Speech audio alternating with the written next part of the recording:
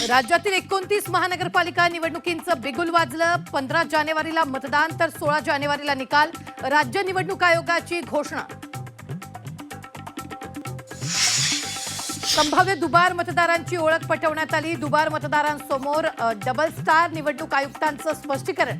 एकूण मतदारांपैकी 7% दुबार मतदार असल्याची माहिती।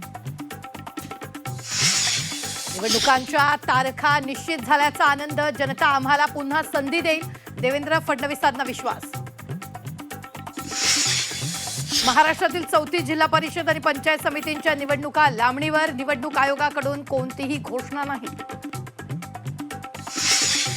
2 दिवसात ठाकरे बंधूंच्या युतीची घोषणा होण्याची शक्यता। निवडणूक जाहीर होताच मोठी राजकीय घडामोड घडणार। ठाकरेंना जय महाराष्ट्र करणाऱ्या तेजस्वी घोसाळकरांचा भाजपमध्ये प्रवेश। अमित साटमांच्या उपस्थितीत भाजपचा झेंडा घेतला हाती। पक्षप्रवेशावेळी तेजस्वी घोसाळकर भावूक। तेजस्वी घोसाळकर यांच्या भाजप प्रवेशानंतर सासरे विनोद घोसाळकरांना अश्रू अनावर। पक्षप्रवेशावेळी तेजस्वी याही झाल्या होत्या भावूक।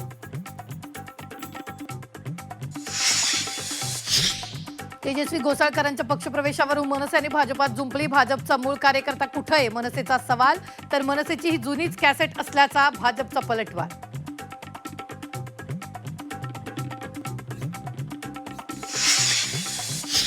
रेस्कोसच्या जागेवर सेंट्रल पार्क उभारणार। 300 एकरवर होणार सेंट्रल पार्क। उपमुख्यमंत्री एकनाथ शिंदेंची घोषणा।